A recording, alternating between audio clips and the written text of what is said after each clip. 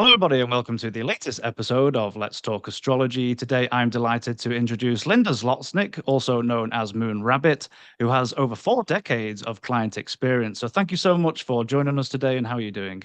Oh, it's my pleasure to be here, Callum. Thank you. Wonderful. Thank you for coming on. So, in today's topic, we're going to be talking about death charts and a new counseling tool for astrologers. Now, of course, this is quite a sensitive topic, and there is a trigger warning on this, so viewer discretion as advised. So, Moon, you've put together a wonderful presentation, so let's dive in. So today I'm going to be talking about a part of astrology that is, I think, relatively unexplored.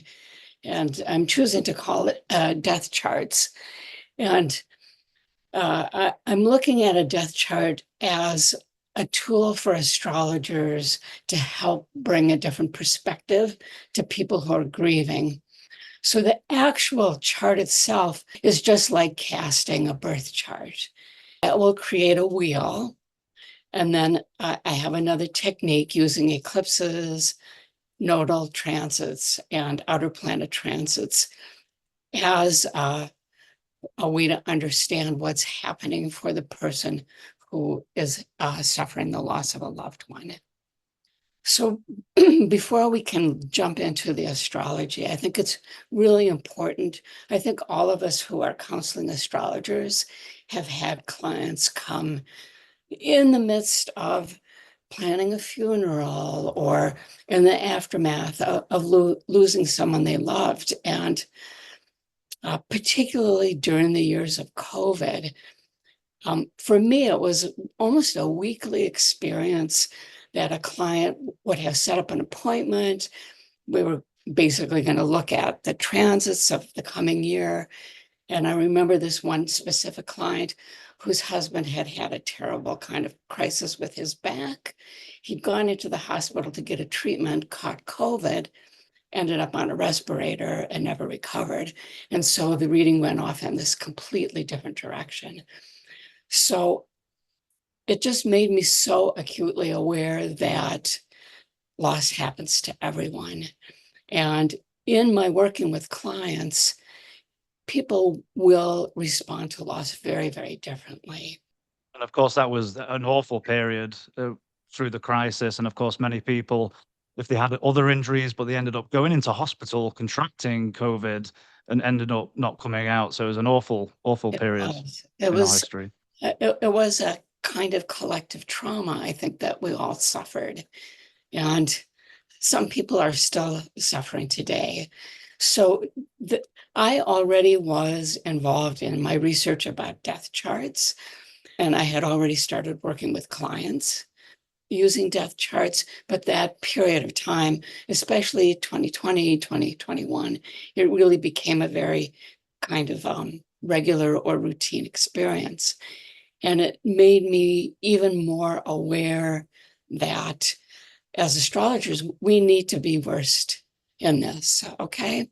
So the book I'm writing and this whole subject, I'm hoping will encourage astrologers to understand and get a little bit more comfortable with this idea of clients who are grieving. And one of the things that's very, very clear is that you don't go through the stages of grief and then get better.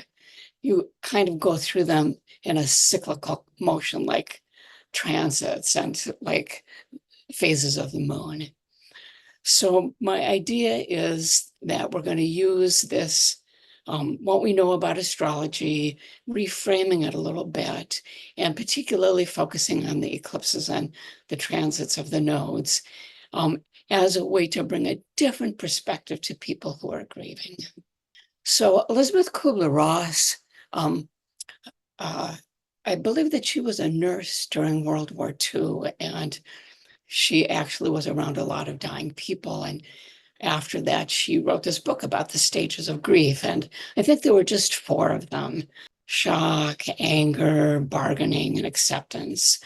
And since then, people have studied grief a lot more, and they've kind of added a bunch of different normal stages of grief. And so I just wanted to mention, panic, guilt. Some people grief can make them ill. Some people go into a deep depression and suffer from a lot of loneliness. So there are all these kind of associated experiences and aftermaths that go with grief.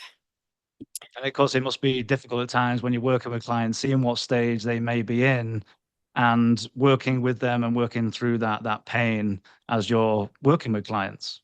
So that's a really, really good point. If you are yourself suffering from unresolved grief or have recently lost somebody, part of what I think all astrologers, counseling astrologers do for clients is that they hold space for people to go through what they're going through. And I'm not a trained counselor. Some astrologers are, but I've gotten very sensitive to the fact that people will have feelings when they're talking about their loved one who they've lost. And just being a present, calm, accepting presence is really, really helpful to them. And often people will come back at some time later for another reading and they'll share things like, well, it helped what you said, but just the fact that you listened, that was so important. Or the fact that you didn't try and fix me or make me better, that was so important. So in our society, and I think almost all of us have experienced this, is you suffer this loss, and then, maybe whoever you work for, it's like, okay, the funeral's over. Now we expect you to get right back to work. And there's that kind of pull yourself up by your bootstraps. So people will say, I'm sorry for your loss, or, something like that, but they don't really know what to do or say. And so a lot of people will say in the moment of trying to counsel or be with a friend who's suffering a loss, well, I didn't know what to say, so I didn't say anything. And then the person feels like not only has their beloved left, but nobody wants to talk about them. Nobody wants to hear about them. Nobody really wants to hear about what they're going through. And so because of the nature of grief being so isolating, they just get more and more lonely. Okay. It's, And it's then a the, really good point here with society's expectations to either, as you say, get over it or pull yourself up by the bootstraps. And found it interesting when my grandfather passed away and I went back to England. I mean, we have this stiffer upper lip kind of mentality in England. And it's the first time I ever saw my grandmother shed a tear when my grandfather passed away. But as yeah, soon as she started doing that, she went, right, I'm going to the kitchen. Who wants a sandwich? And it was interesting yeah, how people cope. And it was that people going through the Second World War, they'd been through the Blitz, all those kind of things. So even yes. generationally, it's quite interesting how society's expectations affect people and how they grieve. I think that's so true. And I'm sure that there are native cultures or indigenous cultures or, other places in the world where people aren't so death averse or death phobic as we are in our society. But it's really, I believe, very, very harmful to the people who are grieving because they feel like they have to go through this all by themselves. The other point, and this is a little bit off the death phobic, but as I started working with clients, talking to them about their losses, it was almost universal to a person that people feel like some level of grief. I'm sorry, some level of guilt. So they could have done more. There were all these things they wish they would have done. And especially around suicide, sometimes around complicated illness, people feel like, oh, if I'd only talked to this other doctor, or, how could I not have noticed, my cousin's depression or things like that. So not only do people feel grief, but they often feel a tremendous amount of guilt. Okay, so this is a little bit more about that. The healing process for the client will often involve working through these additional kinds of, there was so much suffering and I never told them how much I loved them, or I didn't really ever forgive them for this, and now I can never work through that problem that we had. And so these are the kinds of things that counseling astrologers working with grief and with people who are going through a grief process need to create some inner comfort about. So one of the things, a little bit of my history, I'm not sure, I think that's the next slide, but I came to this not because I really wanted to, but because I had, in 2005, my identical twin die very, very quickly from ovarian cancer. And knowing the transits that I was going through kind of helped, but I was able to be with her when she died, and doing that chart and studying it really helped me a lot. But I also found a really wonderful grief counselor who said to me, people die, relationships continue. And when I thought about that, I knew that that was true because I'd lost some people in my life, but I didn't forget them. They still were with me in some sense. So then I remembered reading somewhere about the law of conservation of energy, where it's physics that states energy can either be created or destroyed, only converted from one form of energy to another. And that, I think, is very reassuring because, yes, people pass, they leave the plane of existence that we're operating on, but they're not really gone, they're only different. And so having a spiritual basis of understanding as a bedrock for me of some of this work I'm doing is very, very helpful in terms of working with other people. I love that explanation. I've had many experiences myself, so it's probably a topic for another episode, but there's something going on, and I've had certain spiritual and experiences, so I don't believe this is it, but yeah, Yes. wonderful explanation. Yes. Well, I want to expand on that a little bit because I think this is a place where that death phobia kind of carries so much power. There's a certain, well, in many, many religions, there's kind of this end point, and then either there's heaven or hell, or I'm Jewish, so I don't know a lot about Christian religions, but I know that there's a bunch of kind of other worlds, right? And in Judaism, there isn't any hell, which makes it a little bit easier to tolerate.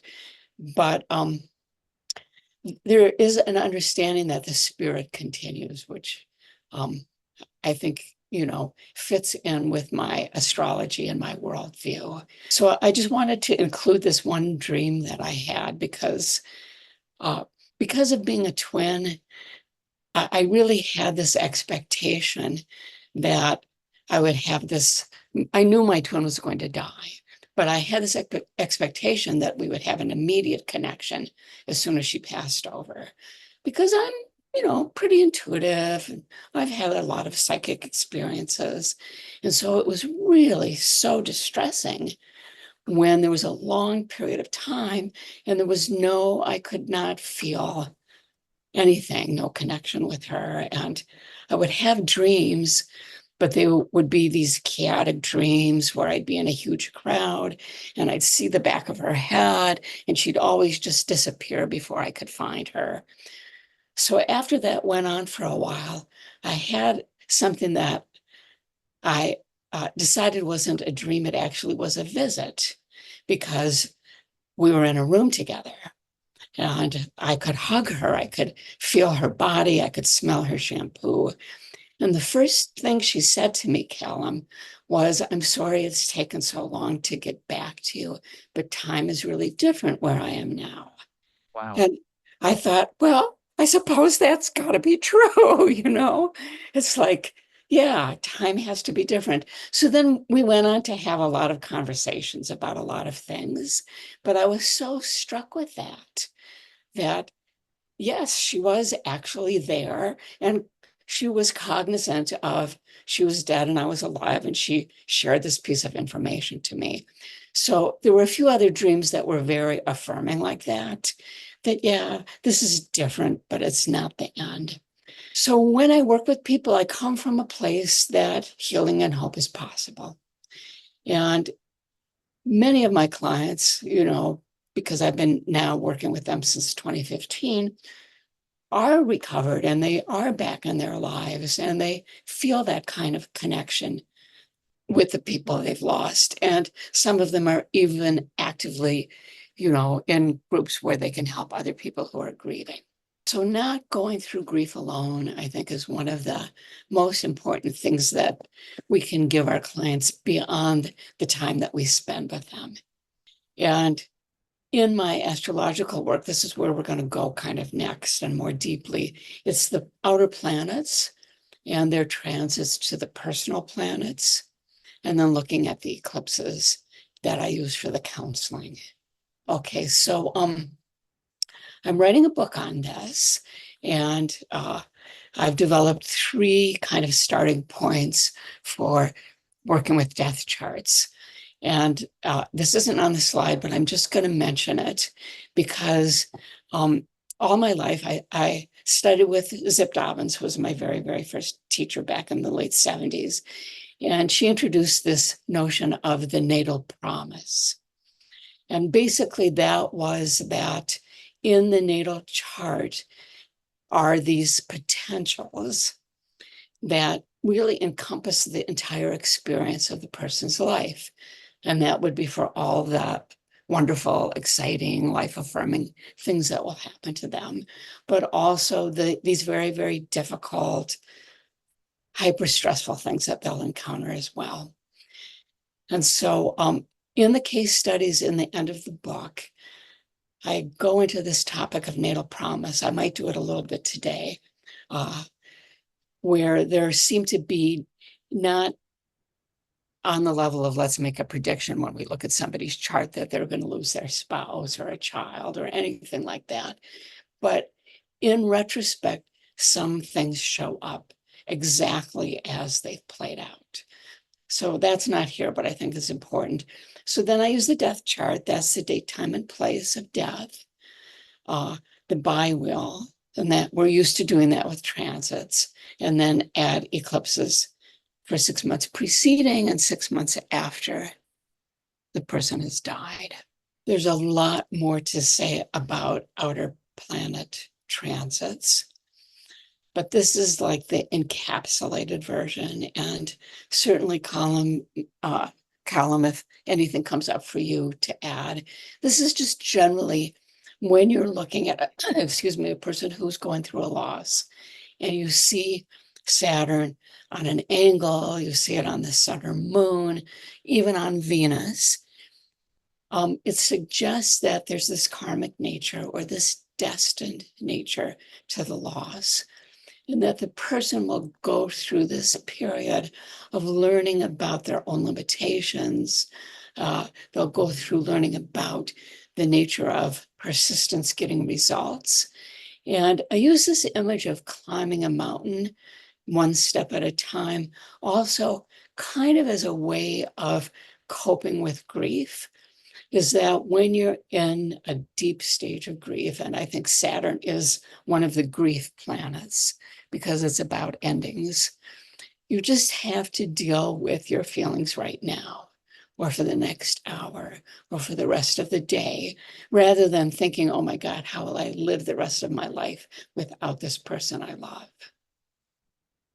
I agree. I think the outer planets are so important. I think because they're so slow moving, you can see longer time spans and what's coming up, particularly if there are chronic health issues and it's happening over a period of time. Say that Neptune might be involved. You can have, for me, smaller triggers with Mars if you're looking at more of the day or the events of separation or triggers. But yeah, I think the outer planets very much so, just for the time it takes, and particularly if they station to go retrograde and they're going back and forth over a particular angle. I think they're so important. And I have found Saturn, particularly with the moon, in the client's chart, Saturn transiting the moon in the client's chart, to be even without a major loss in the person's life, a kind of emotional low and a period of, sometimes deep reflection, but also for people who have suffered a loss, a period of dealing with the nature of grief, with the grieving process. And that resonates with me when I lost my grandmother 2 years ago now. Particularly my solar return, I had a very tight Saturn moon opposition. So I had a feeling, I had that sense something might be coming up. And of course, it was a very emotional, difficult year. And so I've seen that as well. But thank you for bringing that Yes, up. yes. So Uranus, we know that it brings things that are unexpected and really sometimes things that happen very, very quickly. And often it will leave the client in this state of, now I have to do all these things that I didn't have to do, or now I have to separate in a way that I wasn't planning on. So this comes out of my direct experience because Uranus was one of the big players in the loss of my twin. And every twinship is a little bit different. And I thought we were identical. And so identical twins have a very unusual experience that people who we call singletons never have. Because I'm sure nobody's ever come up to you and called you by your brother's name. And nobody has ever heard you answer the phone and called you by your brother's name. Or do you know what I'm saying? Is that you spend your whole childhood with people saying, well, now which twin are you? Or as we got older and had more separate lives, people still, because we both lived in the same town, constantly I was being confused for my twin. So this being an individual is a really tough thing. And there's good things about being a pair because you have this wonderful person. And we were so much alike that we just understood each other. Like, most things were easy. So I tried really hard to be my own individual. And I thought I was doing a pretty good job. And then boom, now I go from being a twin to being a singleton and really understanding kind of the depths of the bond that we had, but also the ways in which our relationship shaped me. So when clients are going through a Uranus transit and we're doing a death chart session, and this will happen often, we'll see it in marriages or, in sometimes very, very close friendships where there's a kind of interdependency that maybe is leaning into codependence. And so the person is learning through these transits to really have this kind of autonomy that they might not have known before, but becomes something of great value to them. Okay, Neptune. So you mentioned, Callum, that sometimes Neptune transits in a client's chart can indicate they're going through some kind of issues with illness with people in their family. And I certainly have seen this planet very prominent in the charts of my clients who somebody close to them commits suicide and they were like really unaware that this person was in crisis. Or I had a wife whose husband died, and in her process of going through his affairs, found out he'd been having a year-long affair. So Neptune will sometimes bring these themes around what's been hidden or what's been covert in somebody's life. But I feel like for the client, Neptune opens up with transits to the angles and the personal planets, really important lessons about faith in the universe, trust in their connection with the person who's gone, and possibly opening up new connections to spirit for them. I love what you're saying about Neptune. I think one of my favorite examples is Jane Austen. Now, going back to your point before about natal promise, Jane Austen was born with Neptune conjunct the ascendant.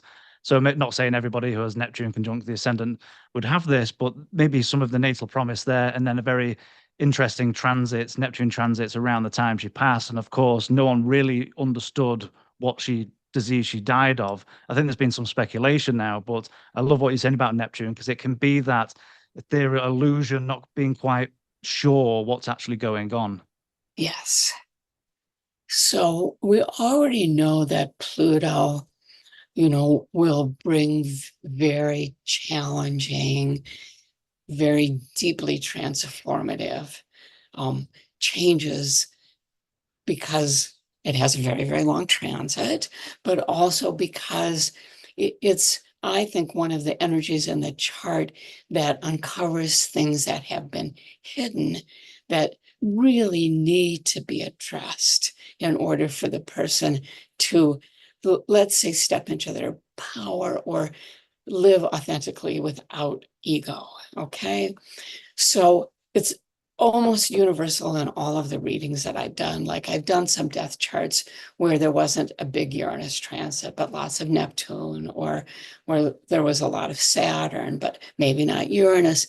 But almost all of them will have a significant Pluto transit, because on one level, we know Pluto literally has to do with death. We don't make predictions. I don't make predictions about death, but this element of survival and, the kind of life and death questions that people face when they lose someone they love. And so these Pluto transits offer people a really unique opportunity to be challenged within themselves and to go deeper into who they are and deeper into the discovery process of who they are. So when someone dies, I think almost everybody has an identity crisis, and some of it's about mortality.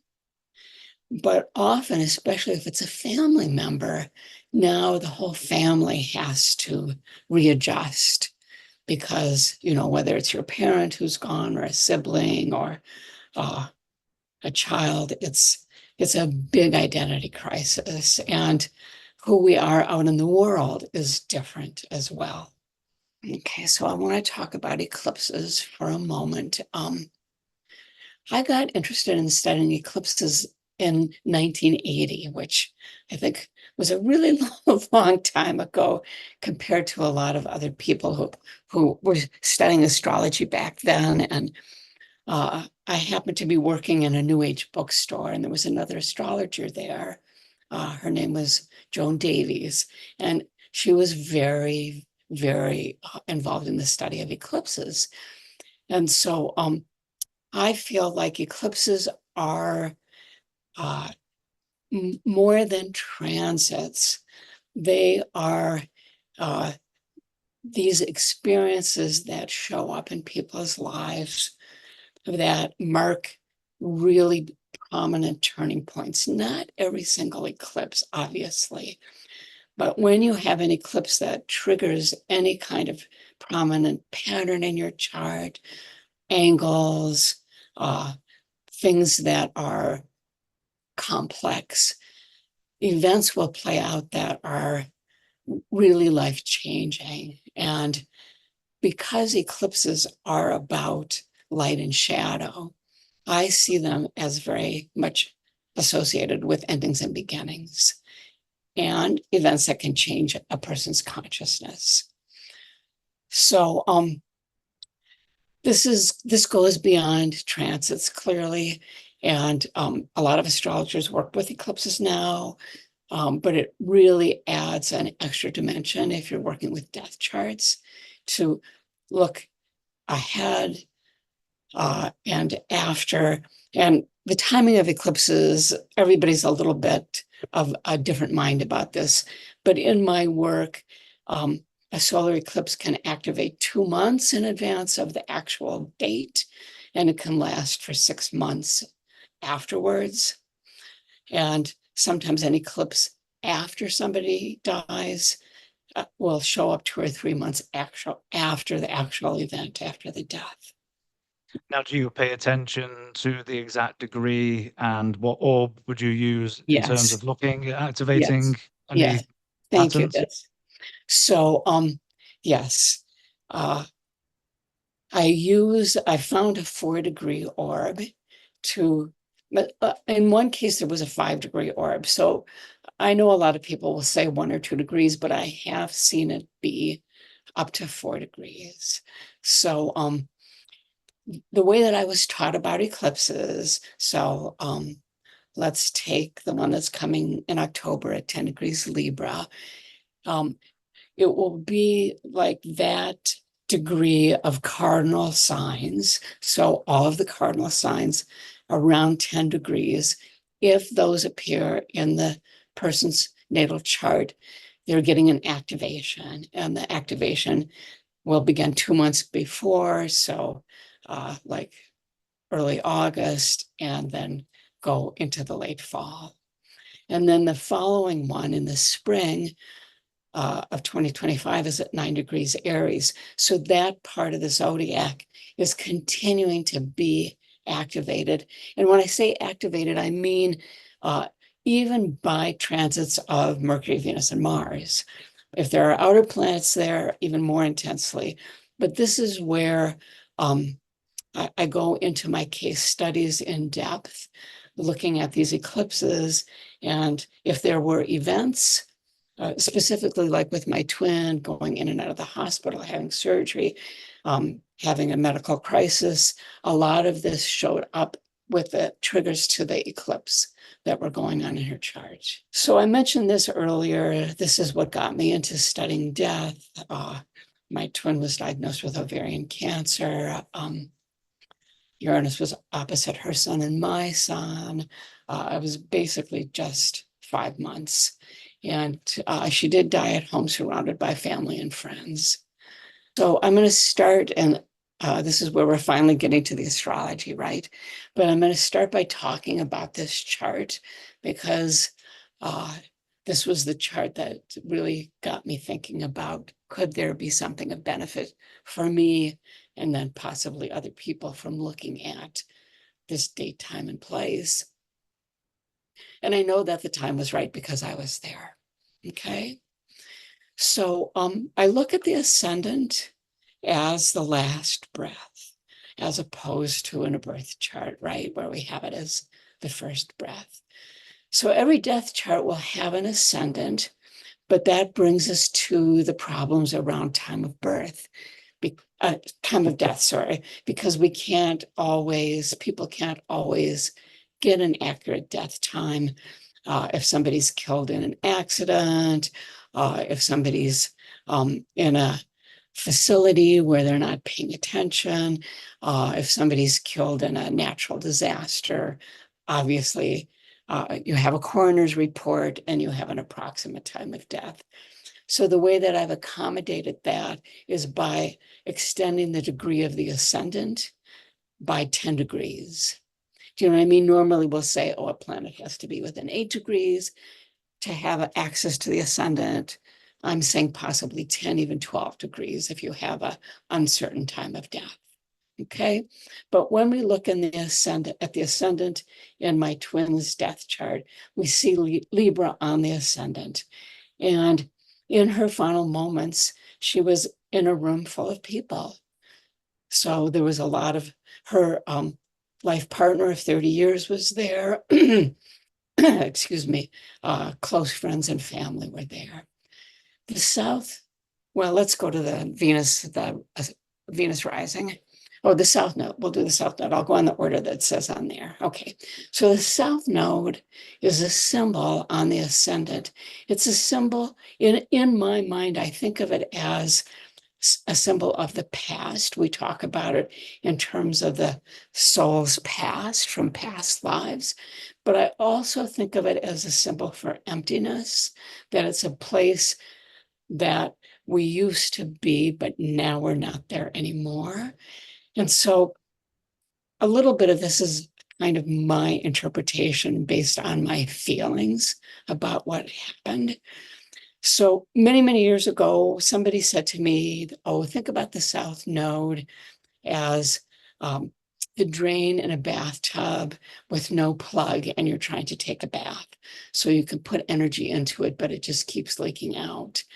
And when I was with my twin in the final moments of her life, it was as if there was a little bit of her there and then there was nothing left. That, she really had at this point where she'd made a completion of her karma. I'm going to comment about Jupiter there too. So Jupiter isn't on the ascendant, but it's on the south node. And the energy in the room as she was getting ready to pass, surrounded by all these people were saying to her, go to the light, we'll be okay, go home, follow the light. And it was a very spiritual feeling, even though there was a lot of sadness. So now if we look at the ruler of the ascended Venus, we'll see that it's in the 11th house. So there was a kind of group of people there, but it was opposite the moon, which was conjunct Uranus. And so I think of Uranus as very separative. And, this is this accurate time of separation from my twin. If you look up in the 10th house, the sun had just moved into 0 degrees Leo. And it was so almost exact to the conjunction to Saturn. And those were in a really, really close angular relationship with Chiron at the bottom of the chart. And, Saturn endings, Saturn completion, Saturn karma, Chiron illness. It just seemed like, oh, here's a picture of somebody who their vitality, their consciousness, everything was at an endpoint. And it was because of this illness, the cancer. Okay. So to me, this is like a very, very clear picture. I'll add the one thing. So Mars was making an out of sign square to the Sun Saturn conjunction opposite Chiron. And so my twin had been going down the medical route of fighting the cancer. And the cancer was making it very difficult. The chemo was making it very difficult for her to eat. And so she kept losing weight. And before she started hospice, the nurse told her that she'd have to go on a feeding tube because she needed nutrition. And she just decided she chose to end her life. So she spent 5 days where she just had ice chips as an act of will. Said she was completely ready to die. And so she engaged Mars, her will, and took that step that led to the end of her life.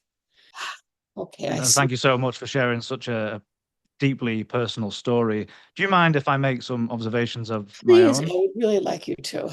I think this speaks to the importance. This is why I love to look at multiple house systems and merge house systems, because you mentioned the 11th house component. That seems to work. Now, I would view this, if I'm looking this in a whole sign chart, I'm Yes. looking at the ruler of the ascendant in the whole sign 12th, that Venus being in fall. And as you pointed out, the Venus in the applying opposition to the moon, Uranus in whole sign, that Venus rules the 8th. So for me, that brings in that 8th, Yes. 12th house component. You mentioned the Saturn, the heavy Saturn in detriment, being very, very heavy on the light, on that sun, dimming the light for me. Yes. And that's within 2 minutes. I mean, that's quite remarkable. And of Yes. course, we've got Mercury in a whole sign chart ruling the 12th house, stationing in the opposition to Neptune, which is quite interesting there as well. And I also noticed that Venus quincunx to the Chiron. So it seems like it's important, as you've got on the screen here, to look at multiple different indicators, not just one particular transit, not just one thing going on, but to encompass everything that might be going on. And I'm sincerely hoping that other people will bring other points of view and other techniques to the foundations of what I'm teaching in my book, because I know I've chosen to be very, very focused on what I'm covering. And I know there's so much more. But one of the things that I want to add, because this was so powerful to me in the eclipses. So here we're going to go. So that eclipse that I was talking about at 19 Aries, right before she died, happened in my system in our 8th house, squaring a 6th house Venus. So that's where the echoing of your whole signs with the 12th house and the 8th house kind of shows up for me using this Aries eclipse followed by a Libra eclipse.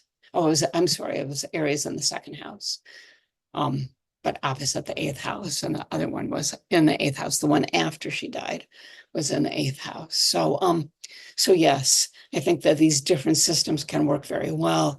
They can play with each other. They can reflect each other. So then the next step is taking that death chart and superimposing it or putting it in a biwheel for the person who survived.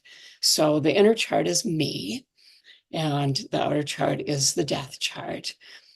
And you'll see that Neptune is right on my ascendant and opposite the moon Pluto. Oh, let me just say a word about natal promise here. So my twin and I lost our mother when we were 17. And I wasn't an astrologer yet, right? And actually, Chiron hadn't even been discovered yet and put up in the chart. But you'll see that natally, Chiron makes a square to the moon Pluto.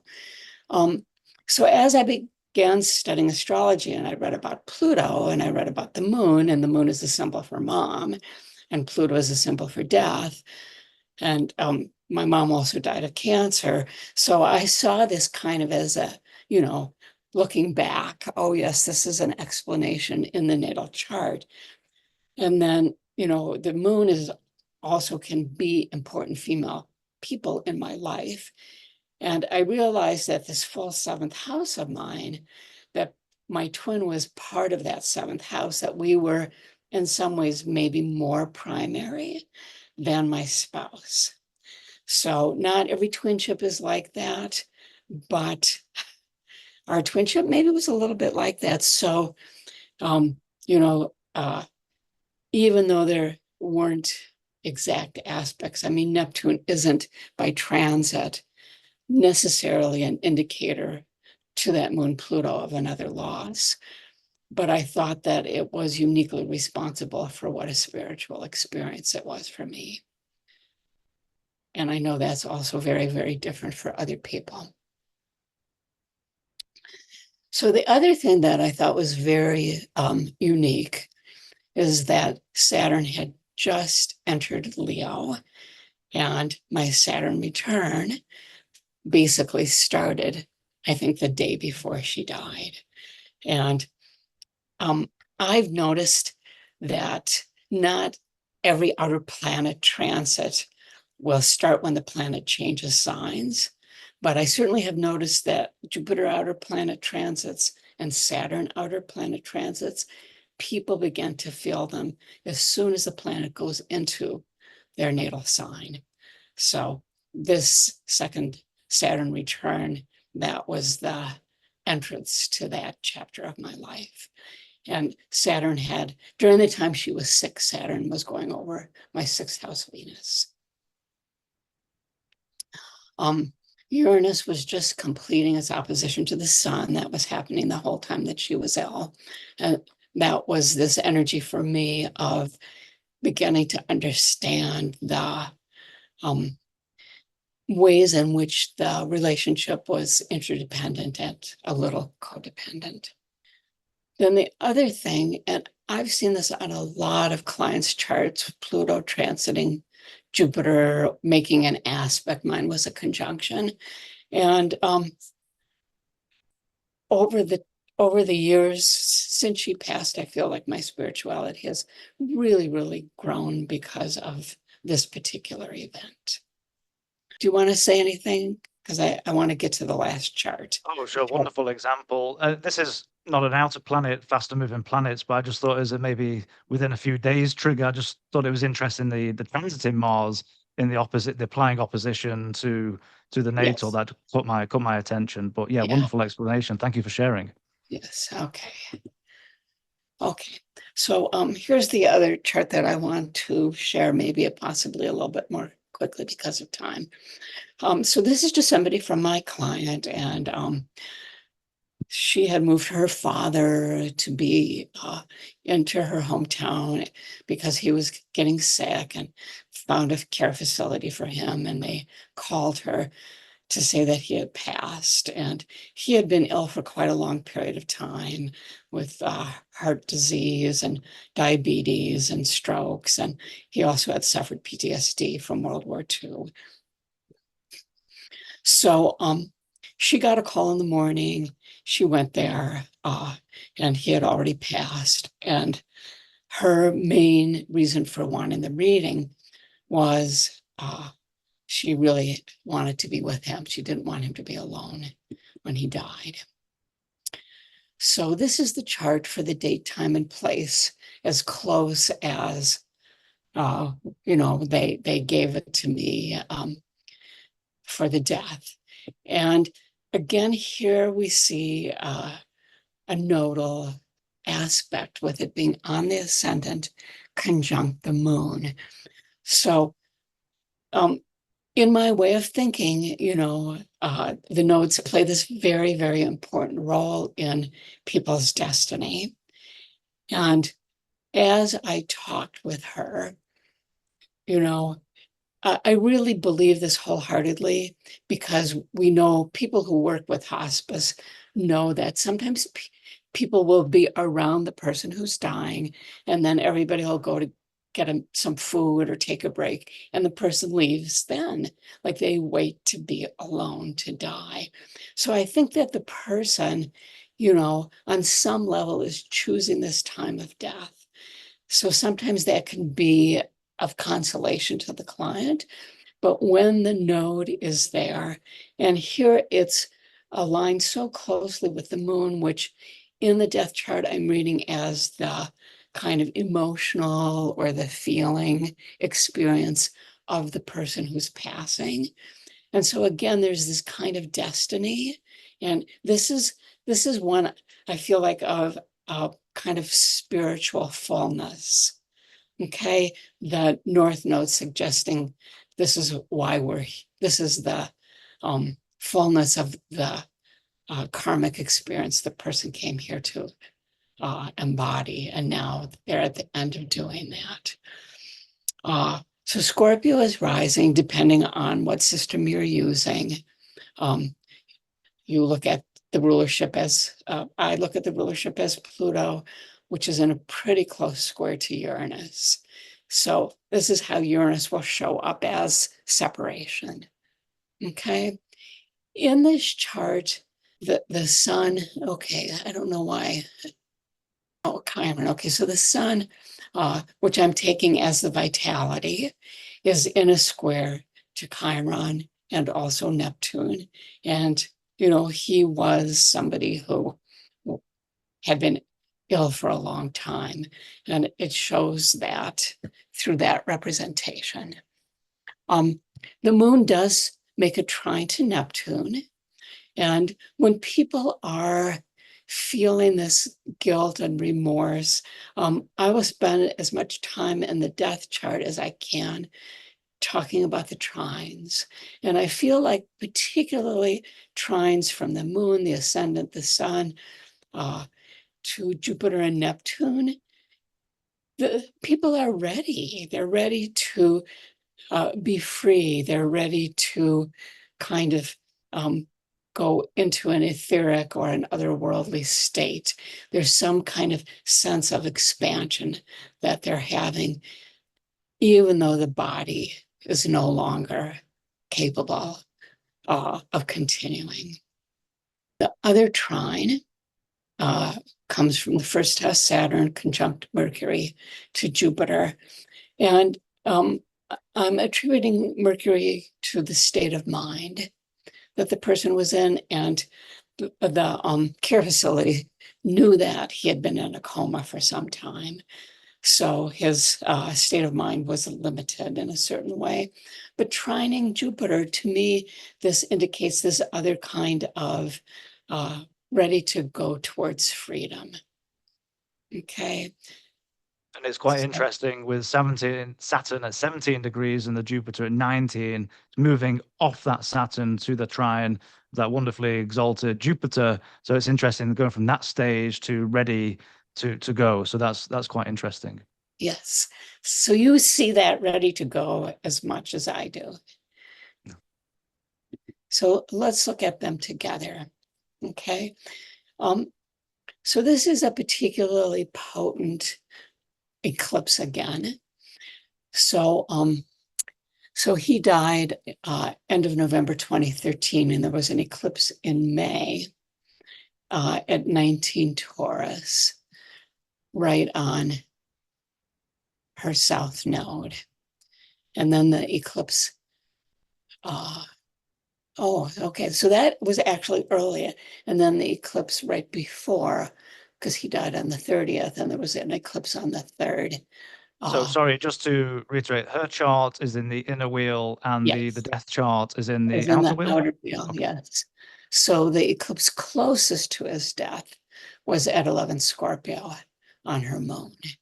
So here you see the eclipses kind of activating first with the south node, an energy of completion, and then with the moon, a big family change. And even though the moon is in the partnership part of her chart, she had been alone in caring for her dad for many years. So, that is a kind of partnership relationship. Then the nodes, of course, which are part of eclipse patterns, show up on her ascendant, descendant, again, kind of interfacing with the big relationship change that came into her life as his life ended. Saturn was also transiting her moon, getting close to the North Node. And then the other outer planet transits. Pluto is not that potent in this chart. Okay, so It seems like there's so many indicators here, and I hope you don't mind me yes, no, interpreting I appreciate interpreting your as point of view. wonderful. I'm looking at this chart. If I look at this again, I think the blending of house systems, if I look at this in whole sign, her natal chart is the inner wheel. So Yes, Saturn and Sun for me can be representative of father. father. Now, in her chart, the Sun rules the fourth house of father, if you want to find the father in the fourth house. So Sun ruling the fourth house, you've got the transiting Mars. I know it's the faster moving planet, but transiting Mars in the opposition to that Sun. So another signature for me of separating.